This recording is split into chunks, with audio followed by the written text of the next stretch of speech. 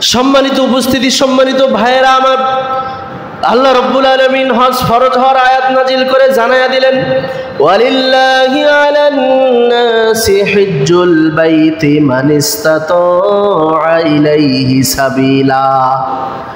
আমার আল্লাহ রাব্বুল আলামিন বললেন, কোন বান্দার যদি তার জন্মস্থান থেকে, তার বাসস্থান থেকে সৌদি আরব অর্থাৎ মক্কা মুকাররমা, মিনা, মুজদালিফা, আরাফা, সাফা, মারওয়া সাই করে আসার মতো, এই কাজগুলো সম্পাদন করে আসার মতো যদি টাকা থাকে, অর্থ থাকে, আল্লাহ রাব্বুল আলামিন বললেন ওই বান্দার উপর আল্লাহ হজকে ফরজ করে দিয়েছে। জোরে বলেন সুবহানাল্লাহ। এক কথায় আপনার কাছে কত টাকা আছে না আছে এটা দেখার বিষয় নয়। দেখা যাচ্ছে বাংলাদেশ থেকে হজে যাইতে গেলে 5, 6, 7 লাখ টাকা লেগে যায়, কিন্তু এমনও দেশ আছে যে দেশগুলো থেকে হজে যাইতে গেলে 50,000, 1 লক্ষ টাকার মধ্যে হয়ে যায়। যায় কি যায় না? এই কারণে ইসলামী শরীয়ত তো শুধু বাংলাদেশের জন্য নয়, সারা পৃথিবীর জন্য সমান। এই কারণে নির্দিষ্ট পরিমাণ সম্পদ এখানে বলা যাবে না। কোনো দেশ থেকে 20,000 টাকা লাগে যাইতে। এখন যদি আমি বলি যে 20,000 টাকার মালিক হলে হজে যাইতে হবে, আচ্ছা বলেন, আমরা 20,000 টাকার মালিক, একদম নিম্নবিত্ত ব্যক্তিরাও বর্তমানে 20,000 টাকার মালিক। আল্লাহ কি ইসলামী শরীয়ত আমাদের উপর চাপিয়ে দিয়েছে? দেয় নাই। অতএব আপনি হজে যাওয়ার মতো সামর্থ্য যখন আপনার অর্জন হবে, 7-8 লাখ টাকার মালিক যখন আপনি হয়ে যাবেন, তখন আপনি হজ করবেন। বিস্তারিত আলোচনা আমি আসতেছি, আমি আগে ফজিলত বর্ণনা করে সামনে যাচ্ছি ইনশাল্লাহ। তারপরে আল্লাহ রাব্বুল আলামিন আরো আয়াত নাজিল করে জানায়া দিলেন, সূরা বাকারার 197 নম্বর আয়াত। আল্লাহ রাব্বুল আলামিন বললেন, আল হাজ্জু আশহুরুম মা'লুমাতুন ফামান ফারাদা ফীহিন্নাল হাজ্জা ফালা রাফাসা ওয়ালা ফুসুকা ওয়ালা জিদালা ফিল হাজ্জি ওয়ামা তাফআলু মিন খাইরি ইয়ালামুহুল্লাহ ওয়া তাযাওয়াদু ফাইন্না খায়রাজ যাদিত তাকওয়া ওয়াত্তাকুনি ইয়া উলিল আলবাব। সম্মানিত ভাইয়েরা আমার, আল্লাহ রাব্বুল আলামিন বললেন হজের সময় নির্দিষ্ট কয়েক মাসগুলোতে তোমরা হজ করার সিদ্ধান্ত গ্রহণ করবে। তারপরে অশ্লীলতা, পাপ, অন্যায়, কলহ, বিবাদ, ফিতনা, ফাসাদ থেকে তোমরা মুক্ত থাকবে। তোমরা যা ভালো কাজ করবে সেটা আল্লাহ রাব্বুল আলামিন ভালো জানেন। এমনকি তুমি যদি খারাপ কাজ করো সেটাও আল্লাহ ভালো জানেন। জোরে বলেন ঠিক কিনা? তারপরে আল্লাহ বললেন তোমরা পাথেও গ্রহণ করো, জান্নাত যাওয়ার পাথেও। আর তাকওয়া এবং আল্লাহ ভিতাত্ম সংযম, তাকওয়া আল্লাহর ভয়, এটা তোমাদের জন্য শ্রেষ্ঠ পাথেও, জান্নাত যাওয়ার জন্য শ্রেষ্ঠ সম্পদ। আল্লাহ রাব্বুল আলামিন এই কারণে বললেন, হে বিবেক সম্পন্ন মানুষ, ওয়াত্তাকুল্লাহা ইয়া উলিল আলবাব, তোমরা আল্লাহকে ভয় করো। কাকে ভয় করতে হবে? আল্লাহকে ভয় করতে হবে। তাহলে এই আয়াত থেকে আল্লাহ এটাই বুঝাইতে চাইলেন যে নির্দিষ্ট কিছু সময়, নির্দিষ্ট মাসের মধ্যে আল্লাহ যে কাজগুলো করার কথা বলেছেন তার একটা হইতেছে হজ। এই হজ করার জন্য তোমরা সংকল্প গ্রহণ করো এবং আল্লাহর ভয় তোমরা অর্জন করো। আল্লাহর জান্নাতে যাওয়ার পাথেও তোমরা অর্জন করো। আর জান্নাতে যাওয়ার মূল জিনিসটা হইতেছে আল্লাহর ভয়। হজ করার মাধ্যমেই আল্লাহর ভয় তোমরা আরো বেশি করে অর্জন করো। কেননা ভয় করতে হবে। জোরে বলেন কাকে? তাহলে এই আয়াতটা দ্বারা আমরা বুঝলাম যে আমাদের উপর হজ করা ফরজ। সম্মানিত প্রিয় ভাইরা আমার, প্রিয় উপস্থিতি, হজ করার জন্য আরো অনেক হাদিস আছে। আমি তো আয়াত 2টা বললাম।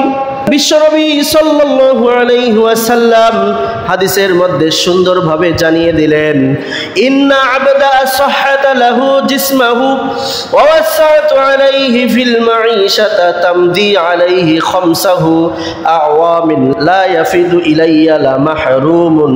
বিশ্বনবী সাল্লাল্লাহু আলাইহি ওয়াসাল্লাম বলেছেন, যে বান্দার শরীরকে আমি সুস্থ রেখেছি এবং তার জীবনযাত্রায় সচ্ছলতা দান করেছি, তার মানে অর্থের মালিক, টাকা পয়সার মালিক যাকে আমি আল্লাহ বানিয়েছি, এভাবে 5 বছর অতিক্রান্ত হওয়া সত্ত্বেও যে আমার ঘরকে আগমন করলো না, সে নিশ্চিত পৃথিবীর মধ্যে বঞ্চিত এবং হতভাগা ব্যক্তি। জোরে বলেন নাউজুবিল্লাহ। প্রথমে আয়াত দুইটা থেকে জানলাম যে হজ ফরজ করতে হবে। আমরা এখন হাদিস থেকে জানবো যে ব্যক্তি হজ করবে না সেই ব্যক্তিটা পৃথিবীর মধ্যে হতভাগা ব্যক্তি। জোরে বলেন কি ব্যক্তি? হতভাগা ব্যক্তি। তাহলে আপনি মালিক হয়ে গিয়েছেন, আপনাকে হজ করতেই হবে, তার মানে আপনাকে হজ করা ছাড়া আর কোনো উপায় নাই। আপনার হজ করা ছাড়া আপনাকে থাকা যাবে না, তাহলে আপনি হতভাগা ব্যক্তি হয়ে যাবেন। এতক্ষণ ধরে সংক্ষিপ্ত সময়ে যতটুকু বললাম হজ ফরজ, এইগুলো করতে হবে। এখন প্রশ্ন করতে পারেন হুজুর কি উপকার হবে, কি লাভ হবে? এত কষ্ট করে লক্ষ লক্ষ টাকা খরচ করে আমরা কেন এক দেশ থেকে আর এক দেশে গিয়ে বেকার এই কাজগুলো করে আসবো? কি উপকার হবে, কি লাভ হবে? বেকার নাকি? বেকার। দেখেন বিশ্বনবী কত সুন্দরভাবে আমাদেরকে সুসংবাদ দিয়েছেন হাদিস থেকে। সহিহ বুখারী শরীফের হাদিস 2 নম্বর খণ্ডের 553 নম্বর হাদিসে আমাদের নবী বলেছেন, মান হাজ্জা লিল্লাহি ফালাম ইয়ারফুস ওয়ালাম ইয়াফসুক রাজা'a কায়াউমি ওয়ালাদাতহু উম্মুহ। বিশ্বনবী সাল্লাল্লাহু আলাইহি ওয়াসাল্লাম বললেন, যে ব্যক্তি আল্লাহ তাআলাকে রাজি খুশি করার জন্য, আল্লাহ তাআলার জন্য নিবেদিতভাবে সর্বপ্রাণভাবে মন দিয়ে অন্যায় অশ্লীলতা মুক্ত হয়ে হজ আদায় করবে, বিশ্বনবী বলতেছেন একটা ছোট শিশু বাচ্চা যেমন মায়ের পেট থেকে জন্মগ্রহণ করে যখন ভূমিষ্ঠ হয়, বলেন তো দেখি তার কোনো গুনাহ থাকে নাকি?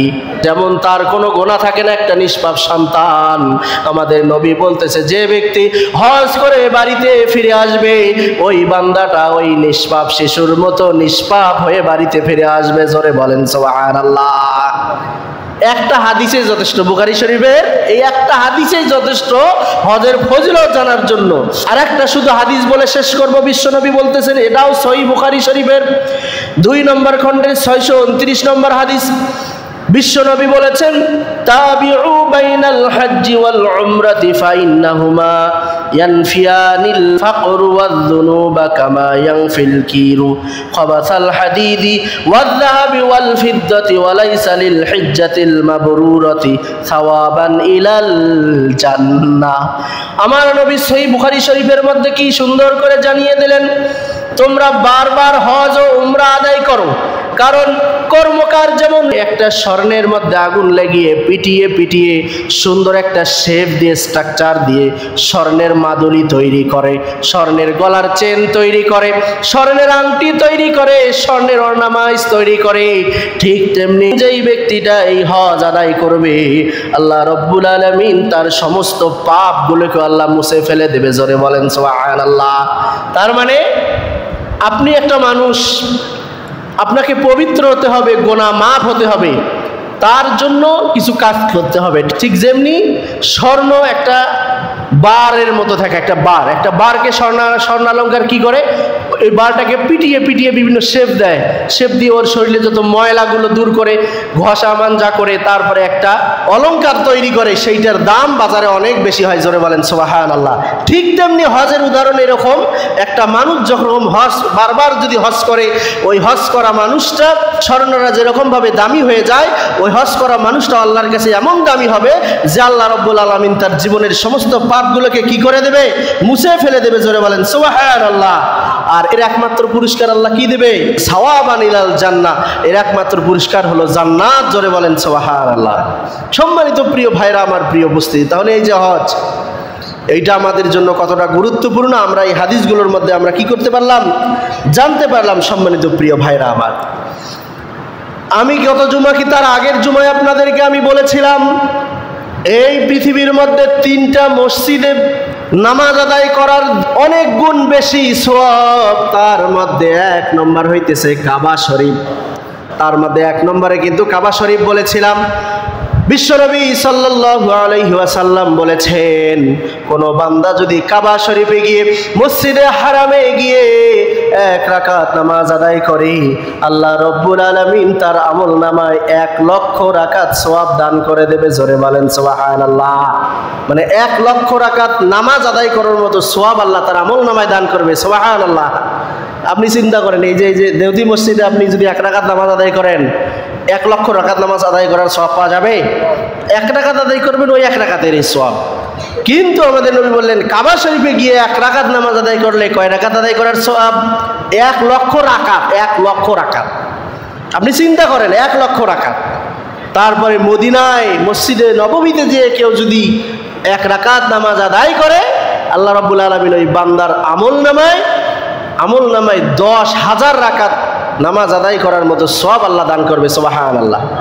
সম্মানিত প্রিয় ভাইরা, আমার প্রিয় উপস্থিতি, কাবা শরীফে মসজিদে হারামে আমরা যারা যাই হজ করার জন্য, তাহলে সেখানে গিয়ে কি মুসল্লিরা নামাজ আদায় করে না? সম্মানিত প্রিয় ভাইরা আমার, এই দেখেন সওয়াব তো এখানে আছেই 1 লক্ষ রাকাত আদায় করার।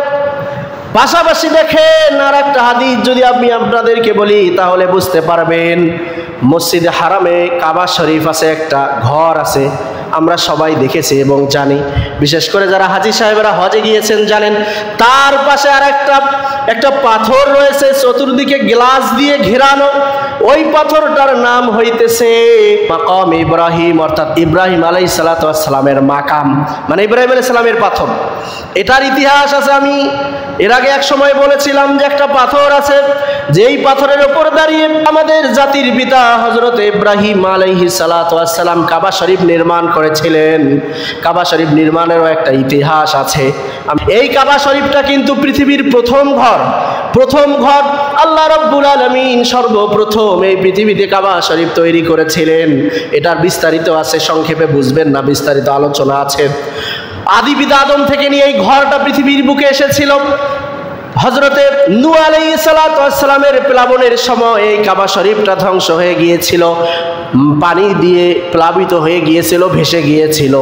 তারপরে হযরত ইব্রাহিম আলাইহিস সালাতু ওয়াস সালাম এসে তার সন্তান ইসমাইলকে নিয়ে এই কাবা শরীফটা আবার পুনর্নির্মাণ করেছেন। জোরে বলেন সুবহানাল্লাহ। এই ইতিহাসটা আমি আগামী জুমায় বলবো ইনশাআল্লাহ, সময় মতো আসবেন।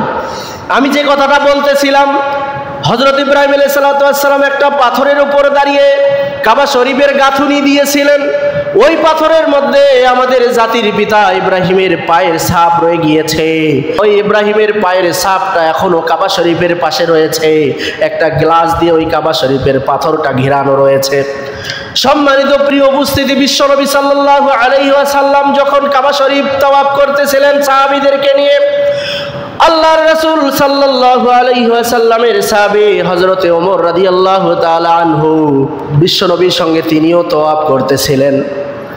বিশ্বনবী সাল্লাল্লাহু আলাইহি ওয়াসাল্লামকে জিজ্ঞাসা করলেন, ইয়া রাসূলুল্লাহ, এই যে পাথরটা এটা কিসের পাথর? বিশ্বনবী সাল্লাল্লাহু আলাইহি ওয়াসাল্লাম ওমরকে বললেন, ওমর, এটা তোমাদের জাতির পিতা ইব্রাহিম আলাইহিস সালাতু ওয়াস সালামের মাকাম, তার পাথর। এই পাথরের উপরে দাঁড়িয়ে তিনি এই কাবা শরীফ নির্মাণ করেছেন। হযরত ওমর রাদিয়াল্লাহু তাআলা আনহু ওই পাথরের প্রতি তার সম্মানটা বেড়ে গেল। কাবা শরীফ তাওয়াফ করতেছিলেন, এক পাক যখন বিশ্বনবী ঘুরে আসে, সাহাবী হযরত ওমর বিশ্বনবীকে বললেন, ওগো নবীজি, লাউ ইত্তাখিয মিন মাকামি ইব্রাহিম মুসাল্লা, আপনি যদি একবার অনুমতি দেন এই কাবা শরীফের পাথরে এই মাকামে ইব্রাহিমের পাশে দাঁড়িয়ে আমি 2 রাকাত নামাজ আদায় করব। বিশ্বনবী কোনো কথা বলে না। আবার আরেক পাক তিনি যখন আবার দিলেন, দেওয়ার পরে ওই পাথরের পাশে দাঁড়িয়ে হযরত ওমর রাদিয়াল্লাহু তাআলা আনহু বললেন, ওগো নবীজি, লাউ ইত্তাখিয মিন মাকামি ইব্রাহিম মুসাল্লা, আপনি আমাকে একটাবার অনুমতি দেন এই পাথরের পাশে দাঁড়িয়ে আমি 2 রাকাত নামাজ আদায় করব। বিশ্বনবী তবুও কোনো কথা বলেন না। তৃতীয়বার যখন তিনি আবার কাবা শরীফের এক পাক ঘুরে আসলেন, তৃতীয়বার আবার হযরত ওমর জিজ্ঞাসা করলেন, ওগো নবীজি, আমার মনটা চায় এই মাকামে ইব্রাহিমের পাশে দাঁড়িয়ে আমি 2 রাকাত নামাজ আদায় করি, আপনি আমাকে অনুমতি দেন। বিশ্বনবী অনুমতি দেয় না। তার কারণ হলো বিশ্বনবী ব্যক্তিগতভাবে অনুমতি দেওয়ার কোনো ক্ষমতা রাখে না। আল্লাহ যতক্ষণ পর্যন্ত অনুমতি না দিবেন ততক্ষণ পর্যন্ত তিনি ওমরকে বলতে পারতেছেন না।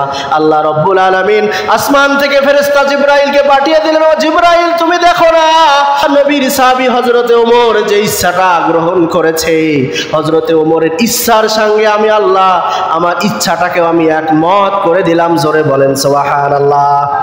বিশ্বনবীর ইচ্ছা না, হযরতে ওমরের ইচ্ছার সঙ্গে আমার আল্লাহর ইচ্ছাটা একমত হয়ে গেল। সাপোর্ট দিলেন, জিবরাইলকে পাঠিয়ে দিলেন, ওগো জিবরাইল, তুমি যাও আমার নবীর উপর তুমি আয়াত নাজিল করে জানিয়ে দাও, ওগো নবীজি, আপনি হযরতে ওমরকে অনুমতি দেন যে এখানে ওমর নামাজ আদায় করুক। জোরে বলেন সুবহানাল্লাহ।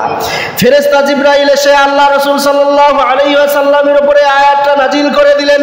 সূরা বাকারার মধ্যে আয়াতটা আল্লাহ রাব্বুল আলামিন কোট করে দিলেন, করলেন, হযরতের ওমরের ওই কথাটাই আল্লাহ হুবহু কোরআনের মধ্যে দিয়ে দিলেন। আমার আল্লাহ রাব্বুল আলামিন বললেন, ওয়াত্তাখিযু মিন মাকামি ইব্রাহিমা মুসাল্লা ওয়া আহিদনা ইলা ইব্রাহিমা ওয়া ইসমাঈলা আন তাহিরা বাইতিয়া লিত-তাইফিনা ওয়াল আকিফিনা ওয়ার রুকআইস সুজুদ। সুবহানাল্লাহ। আল্লাহ রাব্বুল আলামিন হযরত ওমরের ওই কথাটাকে কোট করে দিয়ে আয়াত নাজিল করে জানিয়ে দিলেন, ওগো নবীজি, আপনি হযরত ওমরকে অনুমতি দেন এখানে 2 রাকাত নামাজ আদায় করুন। বিশ্বনবী সঙ্গে সঙ্গে হযরত ওমরকে অনুমতি দিয়ে দিলেন। হযরত ওমর সেখানে 2 রাকাত নামাজ আদায় করলেন। জোরে বলেন সুবহানাল্লাহ। বিশ্বনবী সাল্লাল্লাহু আলাইহি ওয়াসাল্লাম বললেন, আমার কোন উম্মতেরা যদি আল্লাহ রাব্বুল আলামিন আমাদের নবীকে জানিয়ে দিলেন, ওগো নবীজি, আপনি হযরত ওমরকে অনুমতি দিলেন এবং ঘোষণা করে দেন, আপনার কোন উম্মত যদি এখানে 2 রাকাত নামাজ আদায় করে মাকাম ইব্রাহিমের পাশে, আমি আল্লাহ রাব্বুল আলামিন তার জীবনের সমস্ত গুনাহগুলো মাফ করে দেব। জোরে বলেন সুবহানাল্লাহ। আপনি দেখবেন মাকাম ইব্রাহিমের পাশে এখনো মানুষ গিয়ে কি করে? নামাজ আদায় করে না? সম্মানিত প্রিয় ভাইরা আমার, প্রথমত তো বললাম যে কাবা শরীফে নামাজ আদায় করলে 1 লক্ষ রাকাত নামাজ আদায় করার সওয়াব। তারপরে যদি মাকামে ইব্রাহিমের পাশে দাঁড়িয়ে যদি আপনি আরো নামাজ আদায় করেন, তাহলে সমস্ত জীবনের গুনাহগুলো মাফ। সুবহানাল্লাহ। আপনি কি জন্য এত টাকা খরচ করে কাবা শরীফে যাবেন? এখন বুঝছেন আপনি কি জন্য লক্ষ লক্ষ টাকা খরচ করে কাবা শরীফে যাবেন? সম্মানিত প্রিয় উপস্থিতি, প্রিয় হাজিরিন, প্রিয় ভাইয়েরা আমার, সৌদি আরবে আমরা যাব, কাবা শরীফে যাব অনেক বড় ফজিলত নিয়ে, অনেক বড় আশা নিয়ে। কিন্তু আপনি যদি আপনার মনের মধ্যে মানুষকে দেখানোর উদ্দেশ্যে আলহাজ হওয়ার জন্য, হাজী সাহেব হওয়ার জন্য যান, যতই আপনি মাকাম ইব্রাহিম মসজিদে হারামের পাশে দাঁড়িয়ে নামাজ আদায় করেন, বলেন তো ওই নামাজ আল্লাহর কাছে কবুল হবে নাকি? স্পষ্ট কথা শোনেন, আল্লাহ রাব্বুল আলামিন বলতেছেন যে আল্লাহকে রাজি খুশি করার জন্য আপনাকে হজ করতে হবে। আমি এই আয়াতটা দিয়ে আমি আপনাদেরকে কিন্তু বলেছিলাম যে ওয়ালিল্লাহি আলান নাসি হিজ্জুল বাইতি মান ইসতাতা ইলাইহি সাবিলা। ওয়ালিল্লাহি, কার জন্য? আল্লাহর জন্য। জোরে বলতে হবে, কার জন্য? আল্লাহর জন্য। আপনি আল্লাহকে রাজি খুশি করবেন। আল্লাহকে রাজি খুশি কি রকম? আল্লাহ বলেছেন আপনাকে, আপনি হজ করেন, এটাতে ফজিলত আছে, এটা আমি আল্লাহর ফরজ হুকুম, আপনি হজ করবেন। কিন্তু আপনি যদি এইটা মনে করেন, যদি আমি হজ করি, ইতিপূর্বে আমার নামের শুরুতে আলহাজ লেখাটা ছিল না, নামের শুরুতে একটা লকব পাওয়া, এটা কিন্তু বিশাল ব্যাপার। আপনার নাম মোহাম্মদ আব্দুল করিম, মোহাম্মদ আব্দুল মাজেদ, মোহাম্মদ আব্দুর রহিম, কিন্তু এর বেশি আর কিছুই নয়। কিছু যখন আপনি হজ করলেন, তখন আপনার নামের শুরুতে কি লেগে গেল? আলহাজ আব্দুল করিম, আলহাজ আব্দুর রহিম, আলহাজ শব্দটা লেগে গেল না? বলেন, যে হজ করে নাই তার নামের শুরুতে আলহাজ কখনো লাগবে? তার নামের শুরুতে আলহাজ লাগবে না, এমনকি তাকে কেউ হাজী সাহেব বলে ডাকবে না। আর যদি আপনি লক্ষ লক্ষ টাকা খরচ করে হজ করে আসেন, তাহলে আপনার নামের শুরুতে হাজী সাহেব বলে ডাকবে, তখন আপনার আর কেউ নাম ধরে ডাকবে না, ঠিক কিনা? এখন এই রকম চিন্তা করে যদি কেউ হজে যায়, কি একটা সম্মান! মানুষ হাজী সাহেব বলতেছে, শুনেই কতটা ভালো লাগতেছে, এরকম মনে হয় না? কতটা ভালো লাগতেছে। এরকম যদি আমি হজ করি, তাহলে হাজী সাহেব নামটা আমার নামের সঙ্গে লেগে যাবে। ঠিক আছে, এবার হজটা করে আসি, হাজী সাহেব হওয়াই লাগবে। এই চিন্তা করে যদি হজে যাই, তাহলে কি আমার হজটা কবুল হবে? কথা বলেন, জোরে বলতে হবে, কবুল হবে? কবুল হবে না। তারপরে আপনি যদি মনে করেন যে আমি সমাজের মধ্যে ধন সম্পদশালী ব্যক্তি, আমি টাকা পয়সার মালিক হয়ে গেছি, মানুষ শুনলে কি বলবে? এই যে আজকে হুজুর মসজিদে আলোচনা করলো, হুজুর, মানুষ তো সবাই জানলো যে আমি টাকার মালিক, কিন্তু হজ করতেছি না, হজ করতে হবে, মানুষ শুনলে কি বলবে? মানুষের এই কথাটাকে থামানোর জন্য, মানুষকে দেখানোর জন্য, মানুষ শুনলে কি বলবে, মানুষ খারাপ বলবে, মানুষ অমুক বলবে, তমুক বলবে, এই যে মানুষের কথাটাকে আপনি ধামাচাপা দেওয়ার জন্য যদি আপনি হজ করেন, এই উদ্দেশ্যে হজ করলেও আপনার হজ কবুল হবে না। সম্মানিত প্রিয় ভাইরা আমার, তাহলে আপনাকে আমাকে হজ করতে হবে শুধুমাত্র কিসের উদ্দেশ্যে? আল্লাহকে রাজি খুশি করার উদ্দেশ্যে, নিজের জীবনের গুনাহগুলো মাফ করার উদ্দেশ্যে। সম্মানিত প্রিয় ভাইরা আমার, প্রিয় উপস্থিতি, এই কারণে আল্লাহ বলেন ওয়ালিল্লাহ, আমার জন্য তোমরা হজ করো। পৃথিবীর মানুষকে রাজি খুশি করার জন্য নয়, আমার জন্য হজ করো, তাহলে আমি আল্লাহ তোমাদের জীবনের গুনাহগুলো মাফ করে দেব। জোরে বলেন সুবহানাল্লাহ। তো এখন আইসেন, আপনি হজ করলেন, হজ করে হাদিস আমরা শুনলাম যে নিষ্পাপ হয়ে আমি বাড়িতে ফিরলাম। তা আমি তো নিষ্পাপ হয়ে বাড়িতে ফিরলাম, তাহলে আমার আর জান্নাত যাওয়ার কি অসুবিধা? আমি তো জান্নাতি হয়ে গিয়েছি। আবারও আপনি অকাম কুকর্মের মধ্যে আপনি আবারও লিপ্ত হয়ে গেলেন। আপনি আবারও সুদের ব্যবসা শুরু করে দিলেন, আপনি ঘুষ খাওয়া শুরু করে দিলেন, অন্যায়ভাবে মানুষের জমি ভক্ষণ করা শুরু করে দিলেন, অন্যায়ভাবে আপনি অন্যায় কাজ করলেন সমাজে। বলেন তো দেখি, আপনার ওই হজ করে কোন লাভ হইল? হজ করা মানে নিষ্পাপ হয়ে থাকা। আপনি চেষ্টা করেন জীবনের বাকিটা সময় যতদিন বেঁচে আছে নিষ্পাপ হয়ে থাকার চেষ্টা করেন। এই অবস্থায় যদি আপনি মারা যান তাহলে অবশ্যই আল্লাহ আপনাকে জান্নাত দিবে। জোরে বলেন সুবহানাল্লাহ। সম্মানিত প্রিয় উপস্থিতি, এই কারণে আমাদের মাঝে অনেক ব্যক্তি আছে, এই সমাজে নাই কিন্তু আমাদের সমাজের মধ্যে আমি নিজের চোখে অনেক হাজী সাহেবকে দেখেছি, হজ করে আসার পরেও 5 ওয়াক্ত নামাজ ঠিক মতো আদায় করে না। আছে না নাই? আসতে বলেন, আছে না নাই? এখানে হাজী সাহেব যারা আছেন মন খারাপ করেন না, আপনারা অবশ্যই নামাজ পড়েন ইনশাল্লাহ, আমি জানি। কিন্তু আমার নিজের চোখে দেখা অনেক হাজী সাহেব আজানের সময় হয় কিন্তু মসজিদে গিয়ে নামাজ আদায় করে না।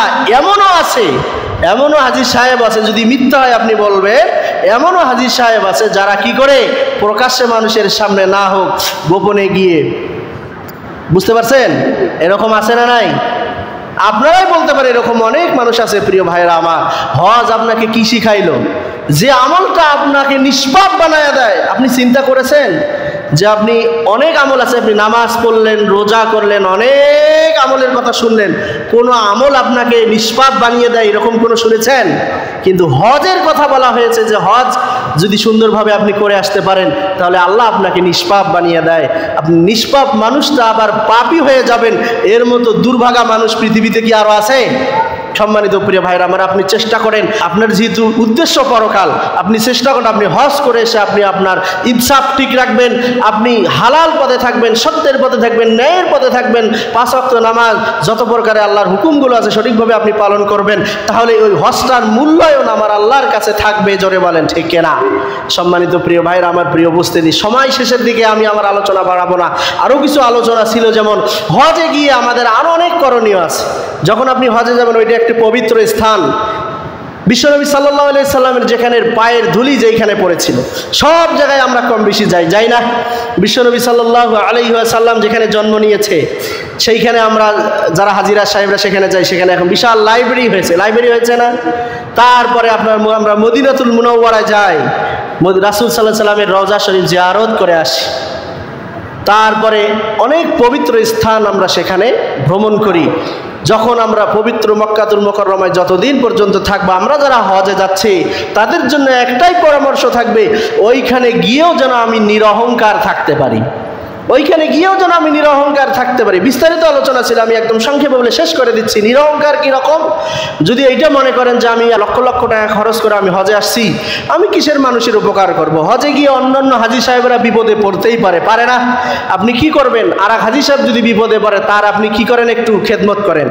তারপরে বৃদ্ধা ব্যক্তি গিয়েছে, সে উজু করতে পারতেছে না, উজুর পানিটা নিতে পারতেছে না, আপনি এক বদনা বা এক মগ পানি আপনি তাকে আগায় দেন, তারপরে তাকে আপনি উঠায় দেন, তারপরে তাকে সাহায্য করেন, কাপড় পরতে সাহায্য করেন, খানা খাইতে সাহায্য করেন, বিভিন্ন সাহায্য সহযোগিতাগুলো করেন। হজের মধ্যে যদি এই ইকরামগুলো আপনি করেন, বলেন তো সেইখানে সওয়াব আছে না নাই? এমনিতে তো আপনি সওয়াবের কাজ করতেইছেন, পাশাপাশি অতিরিক্ত যদি এই কাজগুলো করেন তাহলে অবশ্যই আল্লাহ আপনার আমল নামায় সওয়াব দান করে দেবে। জোরে বলেন সুবহানাল্লাহ। সম্মানিত প্রিয় উপস্থিতি, প্রিয় হাজিরিন, সময় শেষ, সর্বশেষ আসুন, হজ যেহেতু ইসলামের অন্যতম একটা স্তম্ভ, আল্লাহর পক্ষ থেকে একটা ফরজ হুকুম, অতএব আমাদের উপর যাদের হজ ফরজ আছে আমরা অবশ্যই কি করে নেব? হজ আদায় করে নেব।